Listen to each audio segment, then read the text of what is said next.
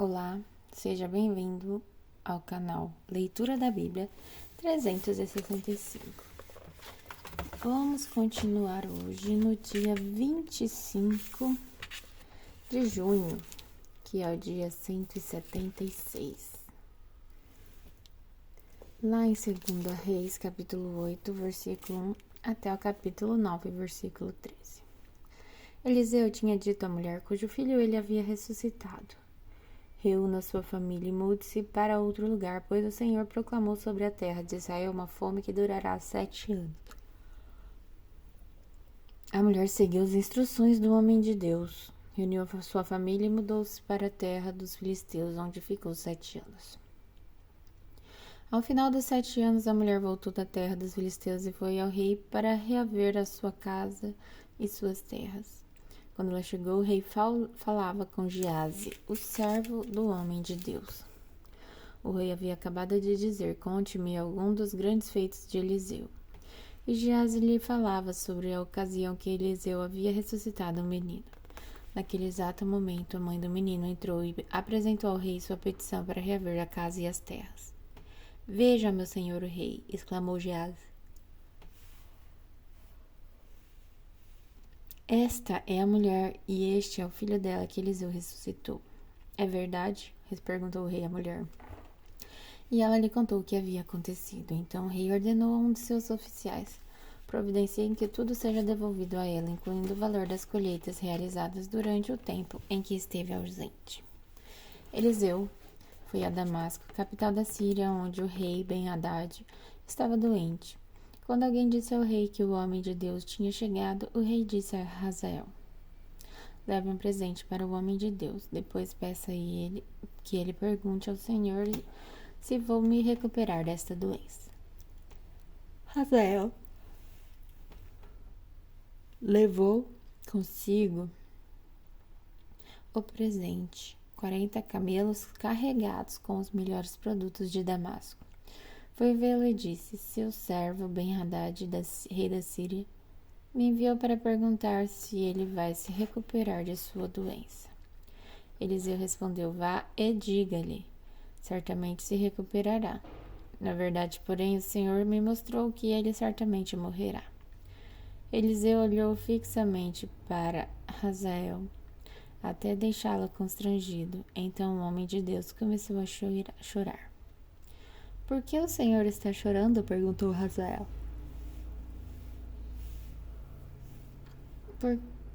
Eliseu respondeu: sei das coisas terríveis que você fará com os israelitas. Queimará as cidades fortificadas, matará os homens à espada, esmagará as criancinhas e rasgará o ventre das mulheres grávidas. Hazael disse: como é que alguém tão sem importância como eu poderia fazer estas coisas grandes? Eliseu respondeu: o Senhor me mostrou que você será rei da Síria. Hazael se despediu de Eliseu e quando voltou, o rei lhe perguntou: o que Eliseu lhe disse? Hazael respondeu: disse que o Senhor certamente se recuperará. Mas no dia seguinte, Hazael pegou uma coberta, encharcou-a em água e a segurou sobre o rosto do rei até que morresse. E Hazael foi seu sucessor na Síria. No 5º ano de Jorão, filho de Acabe, rei de Israel, enquanto Josafá ainda reinava em Judá, Jorão, filho de Josafá, começou a reinar em Judá. Jorão tinha 32 anos quando começou a reinar e reinou em Jerusalém por 8 anos. Seguiu o exemplo dos reis de Israel e foi tão perverso quanto a família do rei Acabe, pois se casou com uma das filhas de Acabe. Jorão fez o que era mau aos olhos do Senhor. Mas o Senhor não quis destruir Judá, pois havia prometido a seu servo Davi que os descendentes dele continuariam a brilhar como uma lâmpada para sempre. Durante o reinado de Jorão, os edomitas se rebelaram contra Judá e proclamaram seu próprio rei. Então Jorão saiu com todos os seus carros de guerra para atacar a cidade de Jair. Os edomitas cercaram o rei e os comandantes de seus carros, mas ele saiu à noite e os atacou. Contudo, o exército de Jorão desertou e voltou para casa. Até hoje, portanto, Edom é independente de Judá. A cidade da Libna também se rebelou nessa ocasião. os demais acontecimentos do reinado de Jorão e tudo o que ele fez estão registrados no livro da história dos reis de Judá. Quando Jorão morreu, foi sepultado com seus antepassados na cidade de Davi. Seu filho Acasias foi seu sucessor. Acasias, filho de Jorão, começou a reinar em Judá no 12º ano do reinado de Jorão, filho de Acabe, rei de Israel. Acasias tinha 22 anos quando começou a reinar, e reinou em Jerusalém por 1 ano. Sua mãe era Atalia, neta de Omri, rei de Israel. Acasias seguiu o exemplo da família do rei Acabe. Fez o que era mal aos olhos do Senhor, como a família de Acabe, pois se casou com uma mulher dessa família. Acasias se uniu a Jorão, filho de Acabe, na guerra contra Hazael, rei da Síria, em Ramote de Gileade. Quando os sírios feriram o rei Jorão na batalha, ele voltou a Jezreel para se recuperar dos ferimentos sofridos em Ramote. Acasias, filho de Jorão, rei de Judá, foi visitar Jorão, filho de Acabe, em Jezreel, pois ele ainda se recuperava de seus ferimentos. Enquanto isso, o profeta Eliseu chamou um membro do grupo de profetas e lhe disse: Prepare-se para viajar e leve essa vasilha de óleo. Vá a Ramote de Gileade e procure Geu, filho de Josafá, filho de Ninsi. Chame-o uma sala à parte, longe de seus companheiros, e derrame o óleo sobre a cabeça dele. Diga-lhe: assim diz o Senhor, eu ungi rei de Israel. Depois, abra a porta e saia correndo. O jovem profeta fez o que Eliseu ordenou e foi a Ramote de Gileade. Quando chegou lá, encontrou Geu sentado com outros oficiais do exército. Comandante, tenho uma mensagem para o Senhor, disse o profeta. Para qual de nós? Perguntou Geu. Para o Senhor, comandante, respondeu ele. Geu se levantou e entrou na casa. O jovem profeta derramou óleo sobre a cabeça de Geu e disse: assim diz o Senhor, o Deus de Israel. Eu ungi rei de Israel, o povo do Senhor. Destrua a família de Acabe, seu senhor. Desse modo vingarei o assassinato de meus profetas e de todos os servos do Senhor mortos por Jezabel. Toda a família de Acabe deve ser exterminada. Destruirei todos os seus descendentes do sexo masculino em Israel, tanto os escravos como livres. Destruirei a família de Acabe como destruí as famílias de Jeroboão, filho de Nebate, e de Baasa, filho de Aias. Cães comerão Jezabel no campo em Jezreel, e ninguém sepultará.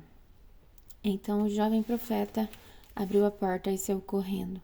Geu voltou aos outros oficiais do rei, e um deles lhe perguntou: o que esse louco queria? Está tudo bem?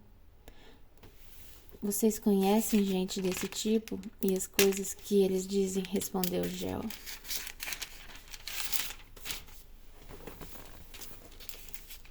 Você está escondendo algo, disseram. Conte-nos o que ele disse.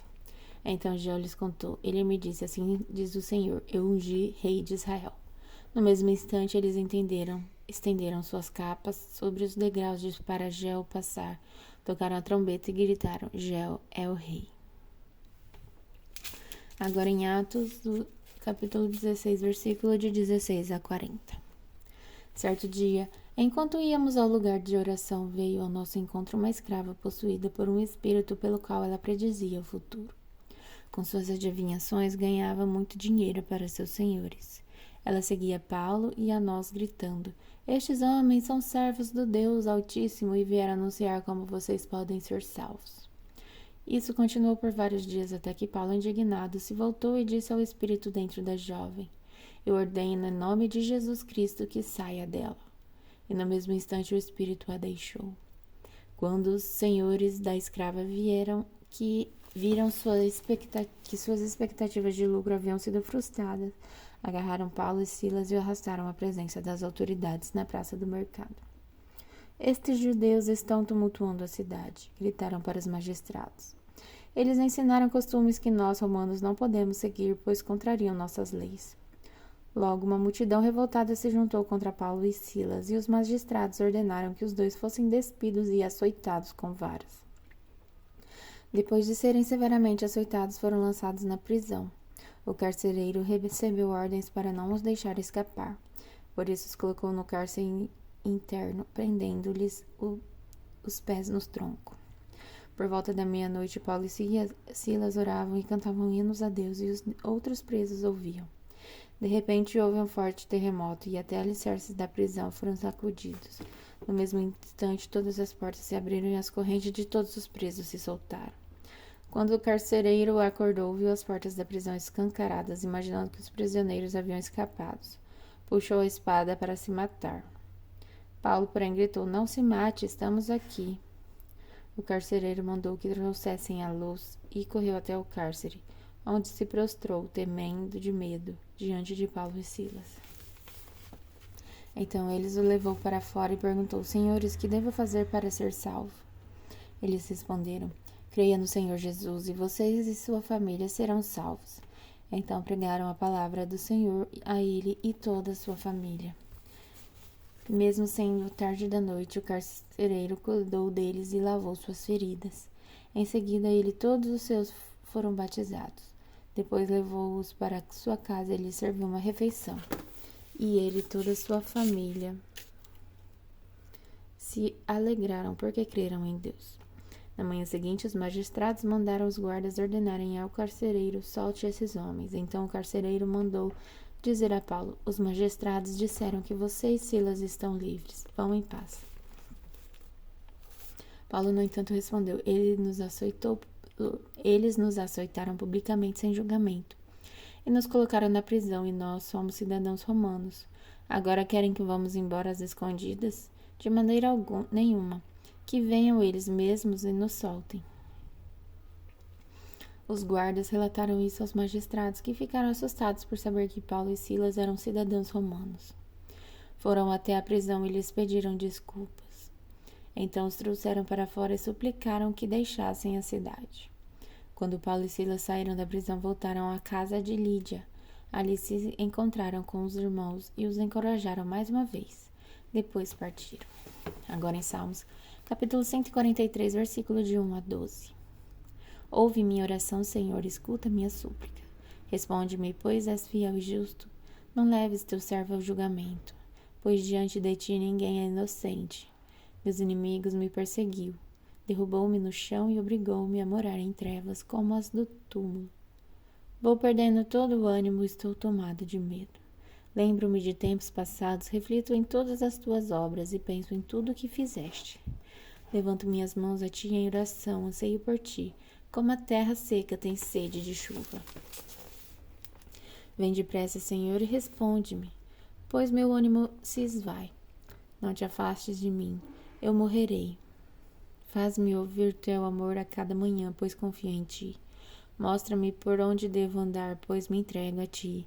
Livra-me de meus inimigos, Senhor, pois me refugio em ti. Ensina-me a fazer tua vontade, pois tu és meu Deus. Que o Espírito bondoso me conduza adiante por um caminho reto e seguro. Pela honra do teu nome, Senhor, preserva minha vida por tua justiça. Tira-me deste sofrimento, por teu amor acaba com meus inimigos e destrói meus adversários, pois sou o teu servo. Agora em Provérbios, capítulo 17, versículo 26. É errado castigar os justos por serem bons e açoitar os líderes por serem honestos. Até amanhã, no dia 177.